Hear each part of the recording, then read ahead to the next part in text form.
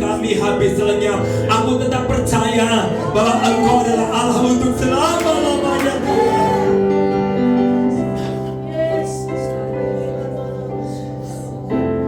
Aku yakin itulah komitmen kami.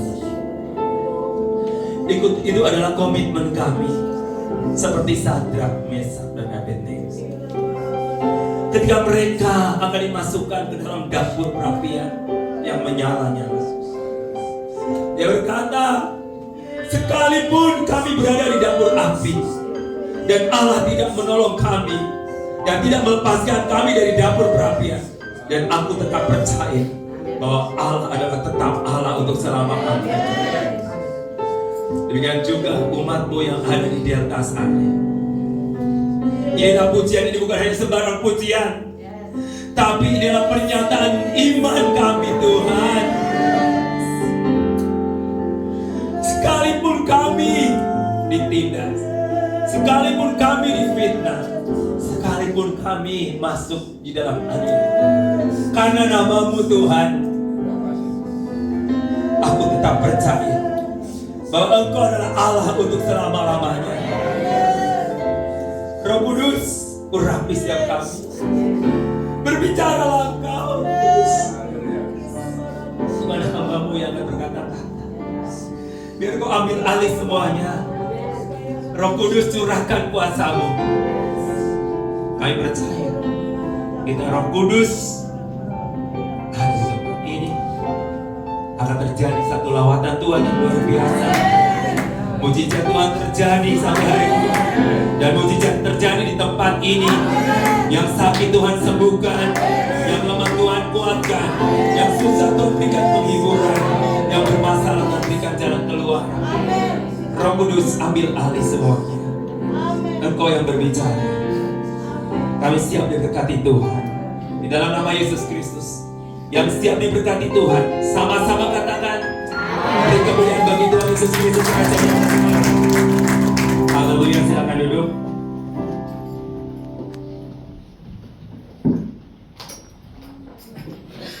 Shalom. Shalom.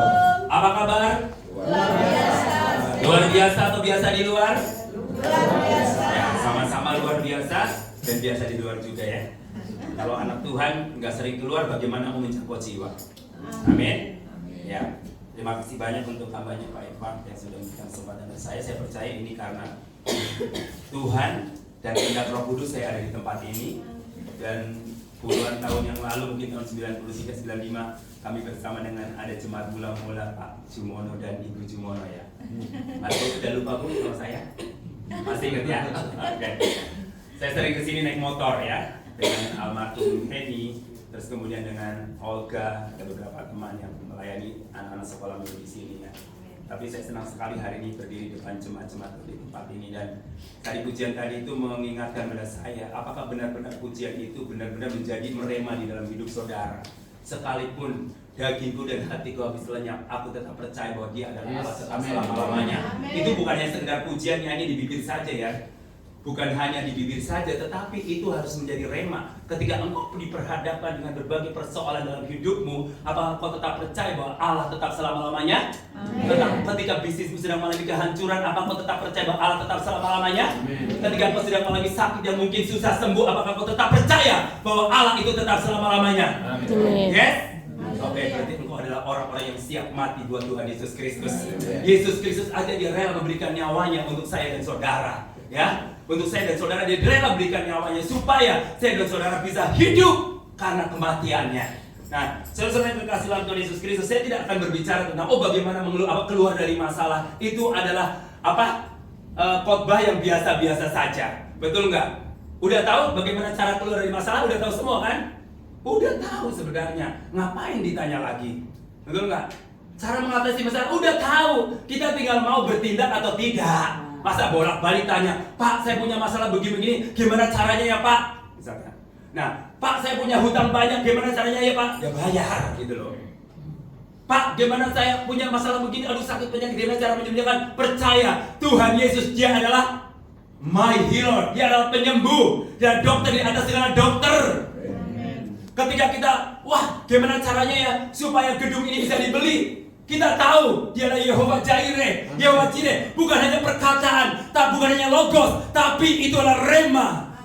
Nah, banyak orang Kristen yang hanya percaya firman Tuhan itu hanya logos, dan tidak percaya itu rema. Nah, saudaraku, logos itu hanya sekedar firman. Tapi ketika firman itu hidup, itu menjadi rema. Amin. Nah, mengerti sampai di sini ya? Logos itu hanya sekedar firman dan perkataan Allah. Tapi kalau perkataan Allah itu hidup, maka perkataan itu akan menjadi rema. Nah, setiap firman itu harus menjadi rema. Karena firman itu hidup dan firman itu berkuasa. Amin. Firman itu hidup dan firman itu berkuasa. Jadi apa yang kita perkatakan itu pasti akan terjadi. Karena firman itu hidup. Saudara-saudara, kita buka Alkitab kita dalam Markus 16.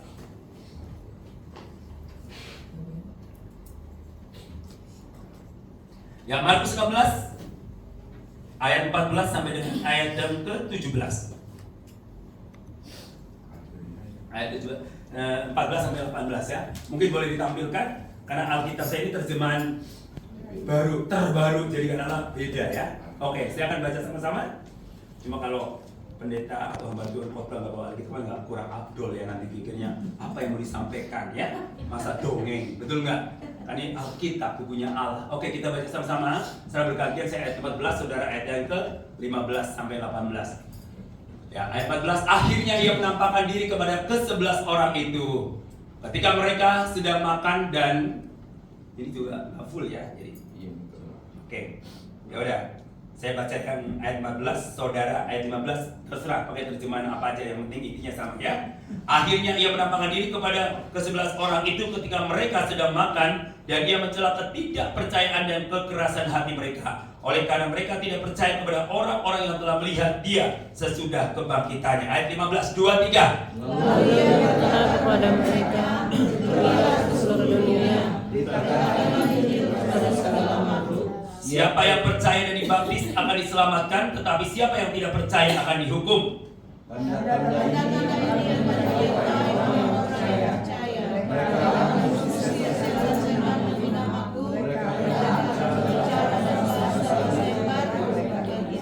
Ayat 18 sama-sama 2, 3. Mereka akan berpulang sesuatu yang mereka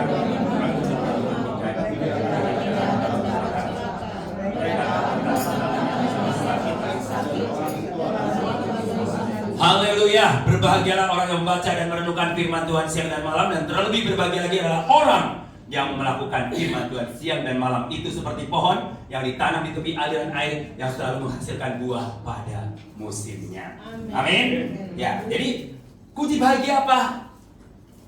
Tuhan udah bilang, berbahagialah orang yang melakukan firman, pasti hidupnya bahagia. Jadi bahagia itu tidak diukur dari apa yang kita punya, ya. Tapi bahagia itu diukur dari apa yang kita lakukan. Nah, ketika kita melakukannya berdasarkan kebenaran firman Tuhan, pasti kita akan bahagia. Meskipun ada tantangan, ada konflik, ada masalah, pasti kita tetap bahagia karena standarnya adalah firman Tuhan. Tapi kalau kita melakukan segala sesuatu yang tidak berdasarkan firman Tuhan, hidup kita mungkin sesaat bahagia, tapi tidak bersifat abadi kebahagiaan itu. Nah, saudara-saudara terkasih dalam Tuhan Yesus, bahagia itu adalah choice, pilihan. Kita mau ciptakan bahagia atau tidak bahagia. Nah, Alkitab sudah bilang, kalau kamu mau bahagia, ikutin standar kebenaran firman Allah. Karena firman Allah itu nggak bohong, pasti digenapi, dan itu bukan sembarang ngomong atau bukan sembarang buku. Karena Alkitab adalah firman Allah, tidak pernah salah, dan Alkitab itu adalah kebenaran. Dan kebenarannya sifatnya hakiki dan tidak ada kompromi. Betul nggak? Ya. Kebenaran itu bukan sistem demokrasi, ya kan? Oh, berarti suara terbanyak itu adalah kebenaran. Kalau seandainya kebenaran itu sistem demokrasi, berarti kekristenan itu tidak benar. Karena diukur dari segi kuantitas, kekristenan itu lebih kecil dibandingkan dengan agama-agama lain. Tetapi kekristenan itu bukan bicara soal agama. Kekristenan itu bicara soal relationship, hubungan, ya. Hubungan dengan siapa? Satu, hubungan dengan Tuhan, dan satu, hubungan dengan sesama. Engkau berkata bahwa aku cinta Tuhan, aku mengasihi Tuhan. Nyanyi di depan, aku mengasihi Engkau Yesus dengan segenap hatiku. Kata Yesus bilang, bohong.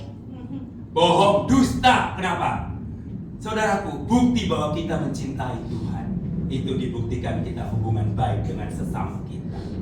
Kalau kita masih bermusuhan dengan keluarga kita karena warisan, kalau kita masih bermusuhan dengan teman-teman kita karena motif rebutan pacar, kalau kita masih bermusuhan dengan rekan-rekan kerja kita atau tim pelayanan kita, atau rebutan di dalam kedudukan di dalam sebuah posisi di gereja, Tuhan Yesus akan bohong. Kenapa, saudaraku? Ukuran kita mencintai Tuhan, yang kelihatan aja kita tidak sayang, apalagi yang tidak kelihatan. Jadi Tuhan tidak pernah bisa tertipu dengan pujian saudara. Gak bisa.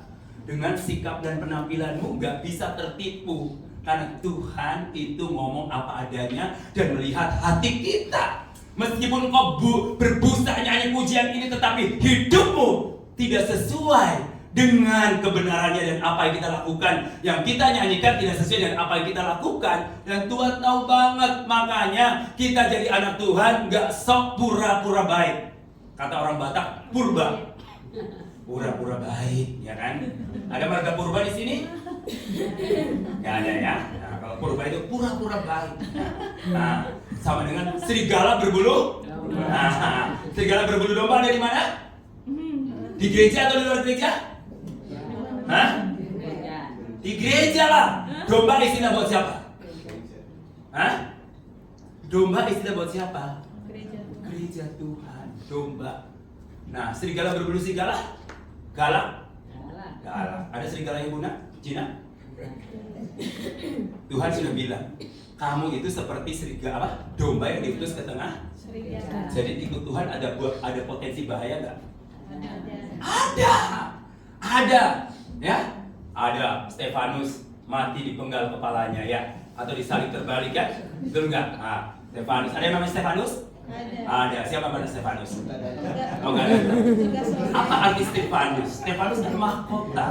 Stefanus, ya kan mahkota. Dia jelas berarti dia harus siap menjadi martir Tuhan, ya kan?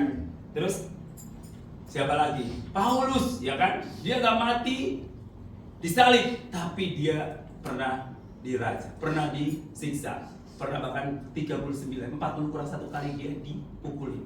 Dia pernah karam kapal, karena apa? Nama Yesus. Jadi ketika ikut Yesus, jangan mikirin yang senang-senangnya aja. Yesus kekasih jiwaku, sungguh ku percaya pada kandol Gusti. Kalau gitu ya, bosan kalau nyanyi, pas lagi ada masalah, mewek. Harus nyatakan apa yang kau nyanyikan, nyatakan bahwa hati yang gembira adalah obat yang manjur, semangat yang patah mengeringkan tulang. Jadi kalau kita nyanyi di depan, itu berarti engkau sedang melakukan apa yang kau lakukan dalam kehidupan sehari-hari. Karena apa, saudaraku? Doa Tuhan Yesus, dia bilang ini, jadilah kehendakmu di bumi seperti dia. Surga itu di mana? Ya, saat ini surga ada di sini. Siapa yang menciptakan surga di bumi ini? Saya dan saudara. Yes? Makanya suasana surga turunlah. Suasana surga turunlah. Di gereja masih suka ribut. Gimana suasana surga? Di surga nggak ada keributan. Yang menciptakan keributan siapa? Dari mana itu sumbernya? Iblis lagi disalahin. Gua lagi diem. Apa-apa? Oh, gara-gara iblis. Selingkuh gara-gara iblis, ya kan? Oh, korupsi gara-gara iblis. Iblis, gua lagi diem aja, kenapa gua disalahin? Dia jadi kambing hitam terus, ya kan? Nah, saudara-saudara yang dikasih dalam nama Tuhan Yesus Kristus, jadi apa yang kita lakukan, apa yang kita perkatakan, itu realita dalam hidup kita. Kalau kita berkata bahwa jadilah kehendak Tuhan di bumi seperti di surga. Dan hari ini saya mau bicara tentang apa? Tentang The Great Commission. Bukan komisi yang besar, tapi amanat agung. Ya, bicara. Dari kemarin Tuhan ingatkan saya untuk bicara tentang amanat agung. Kenapa? Karena sekarang udah banyak gereja-gereja Tuhan mulai tertidur dengan amanat agung. Dia suka dengan kumpul-kumpul doang, persekutuan doang, ibadah doang, ngumpul terus di gereja. Tahu nggak? Ngumpul terus, nggak mau keluar, nggak mau go. Waduh semua. Apalagi kalau udah gereja besar, wah jangan jemaatku nanti diambil orang. Nggak heran. Ini banyak orang buka gereja, tapi jemaatnya pindah dari gereja orang lain. Betul atau betul? Nah, enak. Buka gereja di mana-mana banyak, tapi yang percaya Yesus sangat sedikit. Bahkan prosentasinya hanya 0,1%. Tapi sinode ada ratusan sinode di Indonesia. Bahkan saya pernah ke Sumatera, ternyata ada banyak gereja-gereja yang sinodenya aku nggak kenal. Kan kalau yang kenal kan munculnya sinode apa ini kita udah kenal. Di sana di Sumatera itu ada sinode-sinode yang saudara pasti tidak kenal, yang tidak tahu. Saya juga pada waktu pelayan di sana, ada gereja ini, ada gereja ini. Aku bingung, kok baru dengar gereja ini. Begitu banyaknya sinode, saudara. Kalau di Jakarta di mall gereja isinya cuma orang mana? Orang Batak, orang Manado, orang Ambon, ya kan? Orang Timur lah pokoknya. Mereka hanya pindah kan? Dari sana sudah jadi Kristen kan, dari Sumatera. Nah, pindah ke Jakarta menjadi anggota gereja. Dari Sumatera berkuranglah yang Kristen karena pindah ke gereja. Di Jakarta tambahlah yang jadi penduduk Kristen. Tapi jiwanya buka gereja baru. Wah. Gereja mesin penyedot. Aduh ya kan. Gereja baru undang semua kakak. Tahu-tahu nanti dipindahin lagi ke sini. Nggak mau nginjil, maunya terima yang bersih. Ya kan?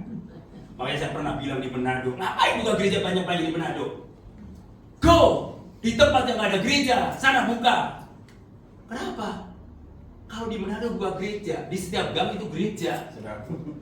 Nunggu apa? Supaya gereja yang besar pecah. Betul nggak? Jemaatnya api?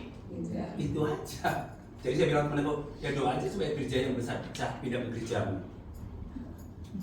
Orang-orang itu pada mau enaknya doang, ya, nggak mau enaknya doang, enak terima bersih, nggak mau berjuang, nggak mau ambil resiko, ya, males ya kan?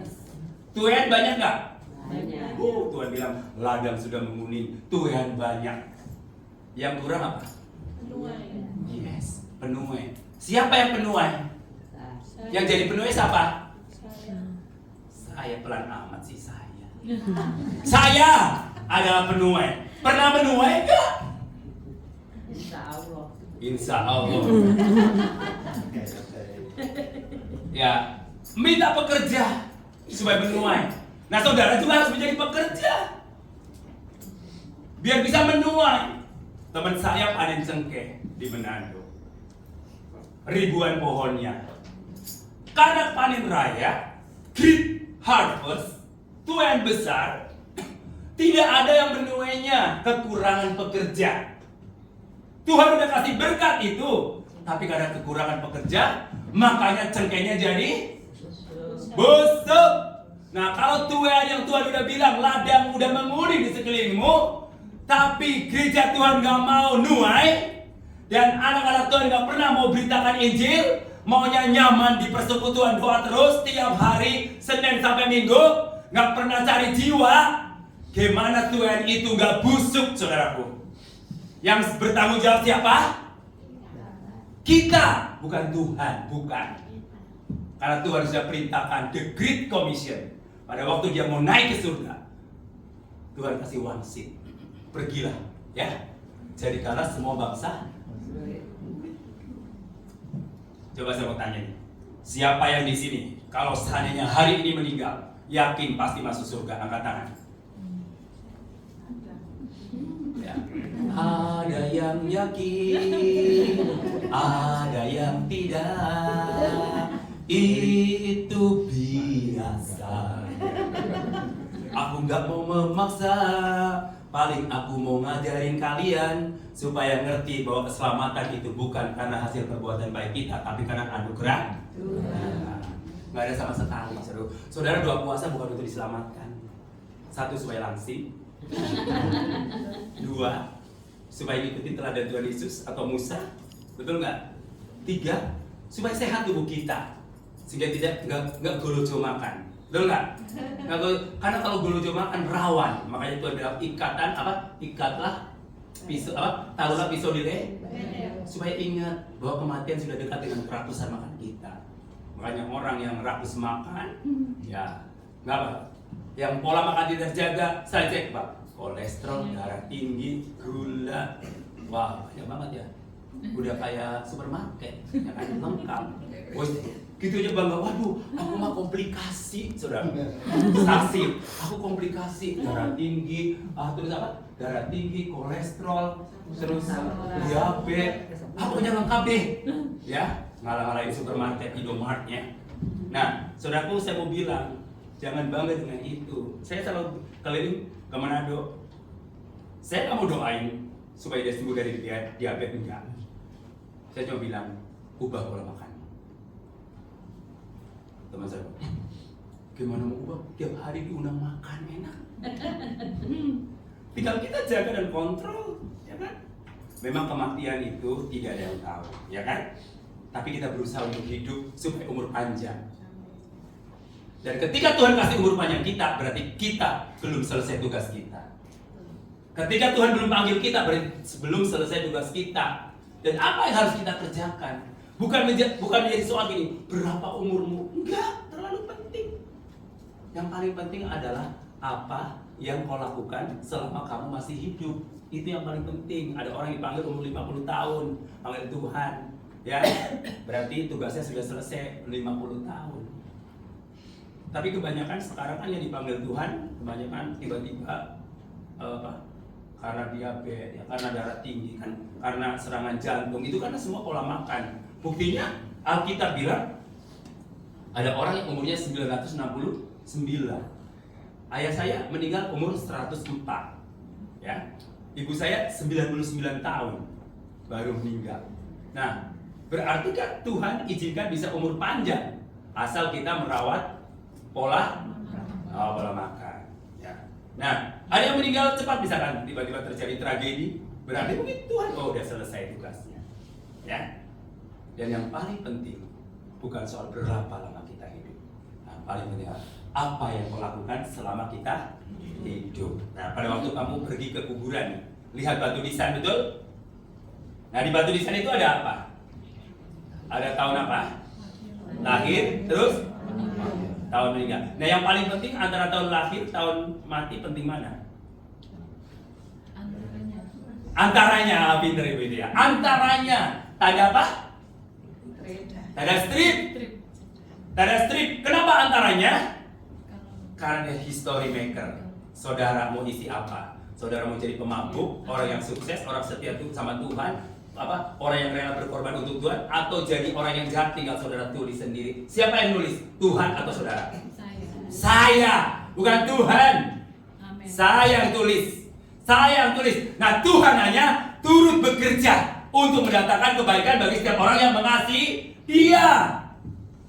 Kalau semua yang nulis Tuhan enak banget, ya kan? Tuhan hanya merancangkan pada kita rancangan kebaikan. Yang menggenapi rancangan kebaikan Tuhan adalah diri saya, bukan Tuhan. Tuhan hanya turut bekerja, Dia berjanji dengan firman-Nya, dan yang melakukannya adalah kita. Kalau semuanya Tuhan enak banget, nanam sayur Tuhan, kita duduk, Tuhan tolong tanamin sayur, emang gua pekerjamu, ya kan? Dia pengusaha, saudara. Dia pengusaha anggur. Dia pengusaha, bukan pekerjamu, bukan tukang satpammu, bukan.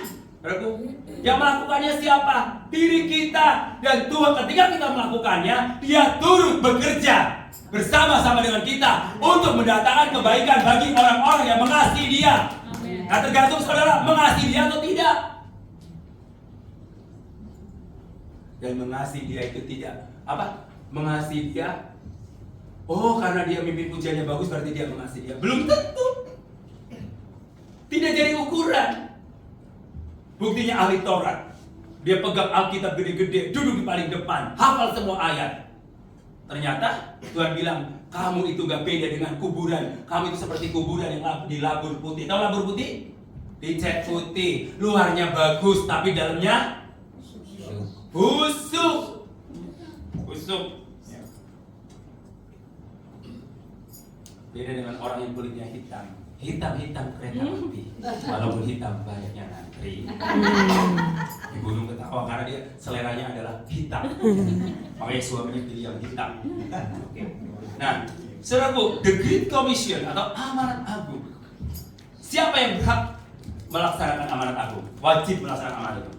Siapa, saudara? Ya, kita. Saya dan saudara. Kenapa amanat agung itu penting? Yang pertama, Karena manusia sudah jatuh ke dalam dosa. Dan akibat manusia jatuh dalam dosa, dan dosa itu tidak menyelesaikan untuk masuk surga, dan tidak bisa menyelesaikan persoalan. Yang kedua, kenapa amanat agung itu penting? Karena Yesus itu satu-satunya Tuhan dan Juru Selamat. Satu-satunya atau salah satu?